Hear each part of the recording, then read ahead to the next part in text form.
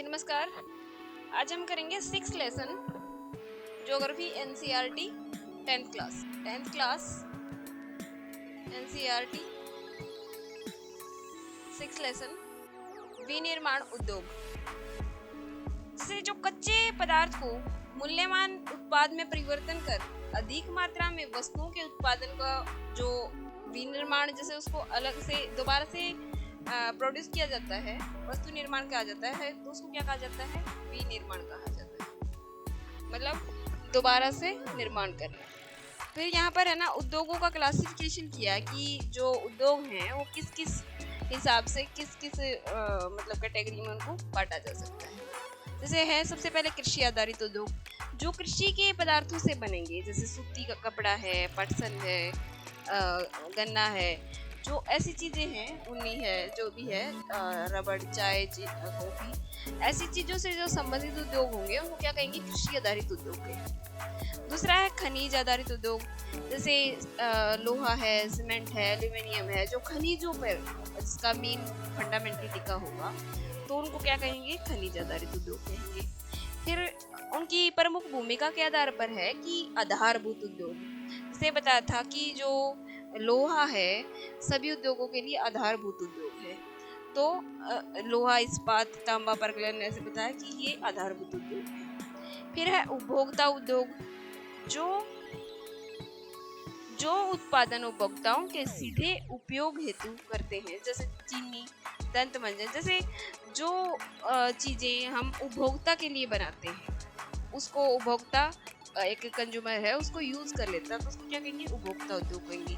फिर पूंजी निवेश के आधार पर बताया कि जैसे लघु उद्योग होते हैं, जो उद्योग, एक लघु उद्योग की परिसंपत्ति एक इकाई पर अधिकतम निवेश मूल्य के परिप्रेक्ष्य पर परिभाषित किया जाता है, जैसे इसकी जो निवेश सीमा है उसके आधार पर इसको बांटा जाता है। फिर है सहकारी उद्योग, जिसमें जो सरकार का स्वामित्व ज्यादा होगा, शायद 51% सरकार का जो स्वामित्व होगा, सरकारी स्वामित्व होगा, तो उसको क्या कहा जाएगा? सहकारी उद्योग। फिर कच्चे माल और तैयार माल की मात्रा और आधार पर कि कच्चा माल भारी उद्योग है, जैसे लोहा, इस्पात उद्योग है, हल्के उद्योग हैं जो कम, जैसे विद्युतीय उद्योग है, उनको क्या कहा जाएगा? हल्के उद्योग कहा जाएगा। फिर इसमें ये बताया कि कच्चा माल, तैयार माल की मात्रा, भार के आधार पर निम्नलिखित 2 वर्गों में विभाजित करें। इन चीजों को 2 वर्गों में ऐसे बांटने के लिए बोल रखा है कि इनको 2 भागों में बांटे। फिर है कृषि आधारित उद्योग थे, जैसे अभी उसमें जैसे क्लासिफिकेशन करा, जैसे सूती वस्त्र, पटसन, रेशमी उद्योग है, चीनी उद्योग है, ये कृषि उद्योग है। फिर वस्त्र उद्योग है, जैसे भारतीय अर्थव्यवस्था में वस्त्र उद्योग का अपना बहुत ज्यादा महत्व है, क्योंकि इसका औद्योगिक उत्पादन में बहुत महत्वपूर्ण योगदान है। देश का एक अकेला ऐसा उद्योग है जो कच्चे माल में उच्चतम अतिरिक्त मूल्य उत्पादक की श्रृंखला में परिपूर्ण और आत्मनिर्भर है। फिर सूती वस्त्र उद्योग है, जैसे वस्त्र उद्योग है, वस्त्र उद्योग के अंदर ही आता है सूती वस्त्र उद्योग की, जो कॉटन पर निर्भर है। प्राचीन भारत में सूती वस्त्र हाथ से कताई, हाथकरघा बुनाई तकनीकों से बनाए जाते थे। जो कॉटन है, बोला जाता है सबसे पहले इंडिया में ही उगाई गई थी, और जो इनको सिंडन के नाम से जाना जाता है। जो हड़प्पा नाम की संस्कृति थी उसमें इसको सिंडन नाम के नाम से जाना जाता है। फिर जो सूती वस्त्र उद्योग की बात की है कि जो पहला सफल सूती उद्योग था 1854 में मुंबई में लगाया गया था। यूरोप 2 विश्व युद्धों से जूझ रहा था, भारत इंग्लैंड के अधीन था।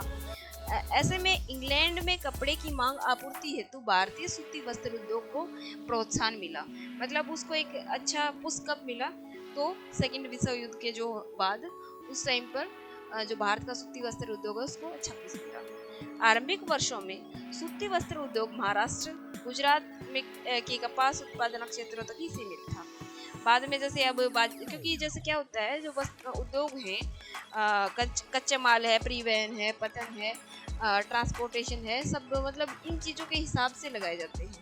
तो सबसे पहले जैसे महाराष्ट्र और गुजरात में ही लगाए गए थे। फिर बात की है कि पटसन उद्योग है। भारत में पटसन और पटसन से निर्मित जो सामान है उसका बहुत बड़ा उत्पादक है। जैसे बांग्लादेश के बाद ये बोला जाता है कि सेकंड सबसे बड़ा निर्यातक देश है। और फिर बोला कि पहला जो पटसन का है, पहला पटसन जो उद्योग है वो कहाँ लगाया गया था। पहला पटसन उद्योग कोलकाता के निकट है ना, जो रिसरा नाम की जगह है, इसमें 1855 में रिसरा भी लिख देते हैं इसको और रिसड़ा भी लिख देते हैं, जो कि पश्चिम बंगाल में है, पश्चिम बंगाल में है। 1947 में देश के विभाजन के पश्चात जो जैसे पटसन के उद्योग पर बहुत ज्यादा प्रभाव पड़ा, क्योंकि हमारा जो पटसन का जो मेनली जो वर्क था, जो आज का पश्चिम बंगाल है और बांग्लादेश है, वहां पर ही मेन काम था। तो पटसन जो उद्योग है वो सब ज्यादातर बांग्लादेश, जैसे उस टाइम पे पाकिस्तान को मिल गया था 1947 के बाद। अच्छा, हुगली के तट पर, जैसे हुगली नदी के तट पर स्थित होने के कारण निम्न कारण है कि जो पटसन उद्योग है उसको वहां पर स्थित होने के कारण पता कि हुगली नदी के कारण है। पटसन उद्योग क्षेत्रों की निकटता, सस्ता जल परिवहन, सड़क है, रेल है, जल परिवहन का जाल और कच्चे माल की मिलों तक ले जाने में सहायक होने के कारण मतलब यहाँ पर जो पटसन उद्योग है वो भरपूर फलता फूलता है। फिर है चीनी उद्योग। चीनी उद्योग भारत का चीनी उत्पादन में विश्व में दूसरा स्थान है, लेकिन गुड़ और खंडसारी के उत्पादन में पहला स्थान है।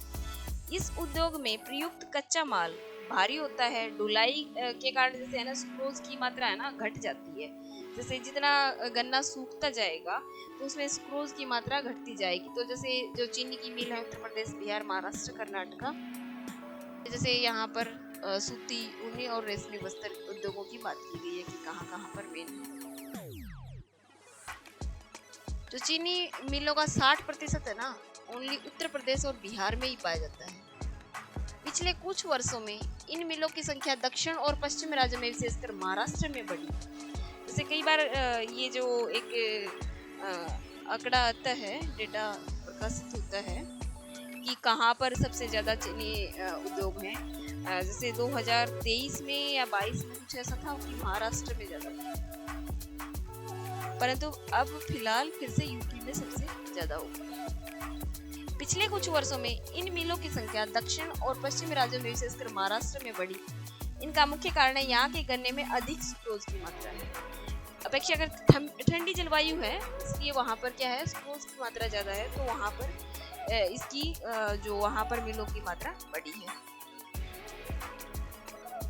लोहा और इस्पात उद्योग, इसकी बात हम पहले कर चुके हैं इससे पहले लेसन में कि ये एक आधारभूत उद्योग है।